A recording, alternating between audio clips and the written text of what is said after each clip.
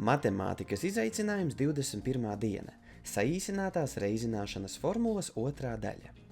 Vakar mēs ieguvām šādu formulu. Šodien darīsim ko līdzīgu, tikai skatīsimies, kas sanāks, ja kāpināsim a mīnus b kvadratā. A mīnus b kvadratā ir a mīnus b reiz a mīnus b. Atvērsim, teiksim, otrās iekavas un sanāks a mīnus b reiz a un a mīnus b reiz mīnus b. Tagad atvērsim iekavas iegūtajā izteiksmē.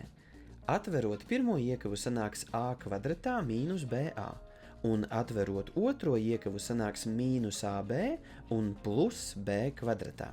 Tāpat kā tas jau bija vakar, redzam, ka mīnus ba un mīnus ab ir līdzīgi, un tos var pierakstīt kā mīnus 2ab. Rezultātā iegūstam, ka a mīnus b kvadratā ir a kvadratā mīnus 2ab plus b kvadratā.